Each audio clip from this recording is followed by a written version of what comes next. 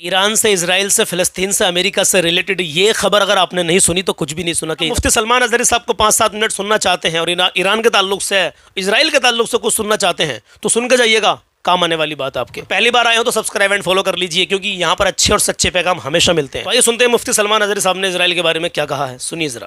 لوگ آج ہوا بناتے ہیں کہ ایئر ڈیفنس سسٹم اتنا بڑا ہے کوئی کچھ نہیں کر سکتا، ایک چھوٹے سے پدے سے ایک ناجائز کنٹری کو محفوظ دکھانے کے لیے دنیا پتہ نہیں کیا کیا باتیں وائرل کرتی ہے۔ کیا بات؟ اسرائیل کے پاس آئرن ڈوم ہے، ایئر ڈیفنس سسٹم اتنے بڑے ہیں کوئی نہیں آ سکتا۔ وہ خدا ہے؟ وہ خدا ہے نہیں، لیکن دنیا آج دیکھ رہی ہے، بہت ساری چیزوں کو دیکھ رہی ہے۔ مجھے یہاں پر کسی کے سلسلے میں نہیں کہنا جی، لیکن ایک بات کہنا ہے کہ نشہ میں چور، گھمنڈ میں چور جو بندہ ہوتا ہے اللہ تعالیٰ کبھی اس کو مچھر سے بھی ہلاک کرتا ہے۔ بالکل یہی بات ہے حضرت، بہت بڑی طاقت کا اس سے مقابلہ ہونا ضروری نہیں، بالکل تمہارے پاس ہوگا بہت بڑا سسٹم، لیکن رب تبارک و تعالیٰ جب انتقام لے لے تو پھر تمہارے لیے بہت بڑی طاقتوں کی ضرورت نہیں۔ جی۔ آپ ہمیں تاریخ بتاؤ، عراق میں نمرود ایک زمانے میں اس طرح کی حرکت کیا تھا کہ اس نے بہت بڑی عمارت بنائی تھی اور اس کے مطابق بات یہ تھی کہ وہ 1000 لوگوں سے تنہا لڑ سکتا تھا، اتنی اس کی طاقت تھی۔ اللہ اکبر، شیر سے خود مقابلہ کرتا تھا، کبھی ڈرتا نہیں تھا۔ نمرود کی طاقت مشہور تھی اس زمانے میں اور سارے لوگ اس کی طاقت کا لوہا مانتے تھے، حتیٰ کہ وہ کبھی اپنی زندگی میں بیمار نہیں ہوا تھا۔ آدمی جب بیمار نہیں ہوتا تو اس کا غرور بڑھ جاتا ہے، سوچتا ہے مجھے کچھ ہو نہیں سکتا۔ نمرود نے اس کے بعد یہ دیکھا ساری دنیا میرے قبضے میں ہے، طاقت و دولت کے ذخیرے سب اس کے پاس سے، لیکن ایک چیز نہیں تھی، موت پر کنٹرول۔ اس کو کیسے کیا جائے کنٹرول؟ جی، یعنی مرنے سے بچ تو نہیں پائے گا، یہ کنٹرولنگ پاور بھی ہمارے پاس ہونا چاہیے۔ اس نے ایک بہت بڑی عمارت بنائی، کہا کہ خدا آسمانوں میں ہوتا ہے، ہم اتنی بڑی عمارت بنائیں گے کہ ان عمارتوں پر چڑھ کر خدا کو للکاریں گے۔ آجا میں مقابلہ کرتا ہوں اور مقابلہ کر کے میں خدا کو گرا دوں گا کسی بھی طرح سے، اگر مجھ سے نہ ہو سکے تو پوری فوج کو تیار کروں گا۔ خدا سے لڑائی لڑ کر کے ایک بار وہ موت اور حیات کا پاور اپنے ہاتھ میں لے لیں گے، پھر ہم کو جب تک چاہے جینا ہے۔ کہاں کی خام خیالی، لیکن اس نے بنایا، پوری دنیا بھر سے لوگوں کو جمع کیا، سب کی زبان ایک بنایا، سب کی کرنسی ایک بنایا، ساری اس پوری دنیا کے لوگ اس کی فوج میں، سب کو یہ باور کرانا شروع کیا کہ ہماری لڑائی ہے دنیا سے نہیں، ہماری لڑائی کریٹر سے، خالق سے۔ ہم اس سے پاور چھین لیں گے ایک بار اور پھر اپنے ہاتھ میں موت و حیات کا کنٹرول رکھیں گے۔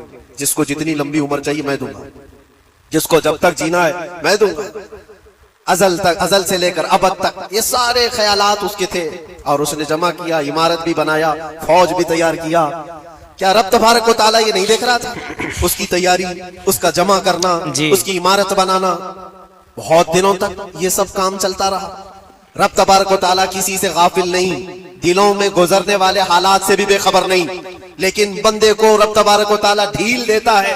قرآن میں رب تعالیٰ فرماتا ہے وَلَا يَحْسَبَنَّ الَّذِينَ كَفَرُوا أَنَّمَا نُمْلِي لَهُمْ خَيْرٌ لِأَنفُسِهِمْ إِنَّمَا نُمْلِي لَهُمْ لِيَزْدَادُوا إِثْمًا۔ کافر جو ان کو ڈھیل ملی ہے یہ نہ سمجھیں کہ ہم نے جو ان کو چھوڑ رکھا ہے ان کے لیے بہتر ہے، بلکہ اس لیے ہم چھوڑ رکھے ہیں کہ وہ اور زیادہ کریں، اور زیادہ کریں، لِيَزْدَادُوا إِثْمًا وَلَهُمْ عَذَابٌ مُهِينٌ، پھر ہم ذلت والا عذاب انہیں دینے والے ہیں۔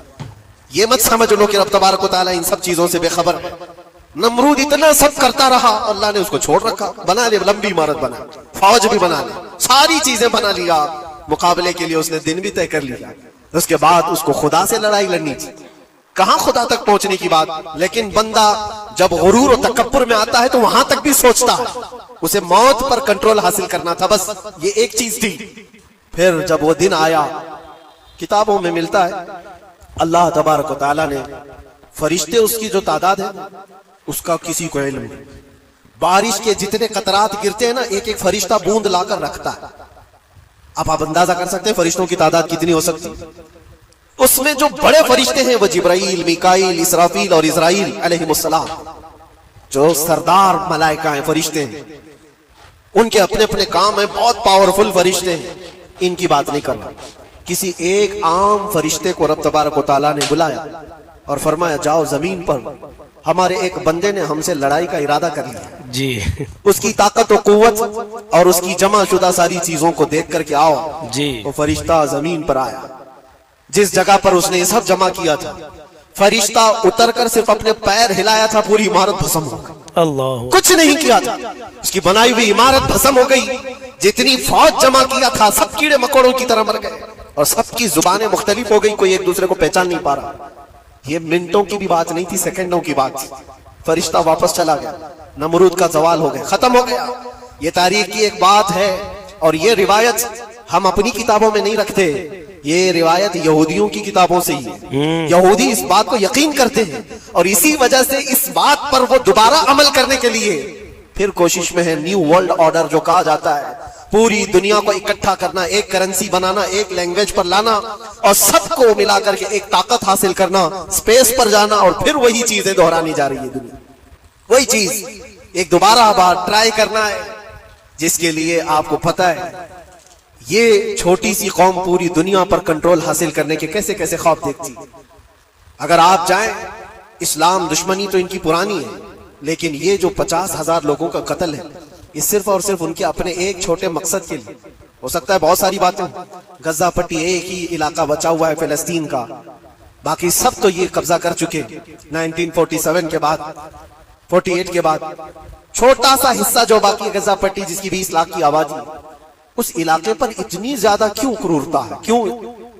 बाकी सब जगह पर और भी दीगर जगह पर, यरूशलेम में, वेस्ट बैंक में, कई जगहों पर मुसलमान आबाद है। ये गजा के लिए क्यों इस कदर सख्तियां हैं? दुनिया को बताने के लिए तो ये एक आतंकवाद जमात है हमास, जिसका मुकाबला करने के लिए हम ये हमले कर रहे हैं। लेकिन आज तक ये दुनिया को बता नहीं सके कितने हमासियों को कत्ल किया, कितने हमास के लोग पकड़े गए, कितनों को मारा गया। चंद होंगे, लेकिन उसके बदले में जो भारी कीमत चुकाई हो गजा के निहत्थे लोगों ने, जी 50,000 लोगों का कत्ल, ये तो रिकॉर्ड पे दिख रहा है। बाकी अल्लाह वाला, बाकी कितने हैं जिनकी तादाद मिल ना सकी हो। बाज दानिश्वरों ने यह भी बताया उसको सिर्फ और सिर्फ एक कैनल बनाना है जो दुनिया की ट्रेडिंग पर कब्जा हासिल करने के लिए। जो सुएज कैनाल है इजिप्ट का, जिससे मेडिटेरियन सी से लेकर के गुजरते हैं, दो समंदरों को जोड़ने के लिए एक कैनल है मिस्र में, इजिप्ट में, जहां से इजिप्ट हर गुजरने वाले जहाज से टैक्स लेता है, हर गुजरने वाले जहाज से एक भारी कीमत लेता है, जिससे ट्रेडिंग पर असर भी रहता है। और जब वो चाहे बंद करे, 2 मरतबा उसने बंद भी किया था तारीख में 1950 के बाद। और ये ख्वाब देखता है इजराइल कि हम अपनी ही जगह से एक कैनल बना ले तकरीबन 300 किलोमीटर, जिसके लिए उसको गजा हासिल करना बहुत जरूरी है। ये बाज लोगों की अपनी तहकीक है। तो क्या कोई अपने मफाद का हासिल करने के लिए 50,000 लोगों का कत्ल कर सकता है? दुनिया को यह भयानक चेहरा भी तो मालूम होना चाहिए। अगर उनको कोई रास्ता बनाना है तो उसके लिए इंसानियत का कत्ल करना। दिल कांप गया मेरे अजीज आखिरी जुमलों में मुफ्ती सलमान अज़हरी साहब के। अपने मफाद के लिए 50,000 लोगों को, अल्लाहु अकबर। इनका अंजाम ऐसा होगा, दुनिया देखेगी कैसा होगा, और दुनिया रश्क करेगी कि हाँ बहुत जुल्म किया था। आप देखें ज़रा इनका हाल कैसा होना है। इंशाअल्लाह ताला ज़िंदगी बाखैर रही तो हम तुम सब देखेंगे। छोटी सी बात करते हैं कि ईरान को इतनी बड़ी ताकत कैसे मिली, कि ईरान इस मुल्क के सामने जो कोई नहीं आता है तो ईरान कैसे आ गया। ईरान के दिल में हमदर्दी रही है फ़लस्तीनियों के लिए, या फिर उसका भी कोई ज़ाती अपना मफाद है। तो इसके ऊपर अल्हम्दुलिल्लाह एक अगली वीडियो आने वाली है, क्योंकि बहुत लंबी वीडियो हो जाएगी। इंशाअल्लाह ताला आपको मुकम्मल उसमें मिलेगा। हमारे चैनल से आप जुड़े रहना, मुकम्मल उसके बारे में आपको बताएंगे। लेकिन ये पैगाम भी आप तक पहुँचाना बहुत ज़रूरी था। अल्लाह की रज़ा के लिए वीडियो को आगे पहुँचाएँ, ताकि लोग इन जालिमों के लिए बद्दुआएं करें जिन्होंने मजलूमों पर जुल्म किया है। या अल्लाह हमारे वतन अज़ीज़ हिंदुस्तान में अमन और सुकून अता फरमा, आमीन या रब्बल आलमीन। अपना ख्याल रखिएगा। मिलते हैं कल सुबह 10 बजे किसी नए पैगाम के साथ, एक बेहतरीन कलाम के साथ। अल्लाह हाफिज़, अस्सलामु अलैकुम।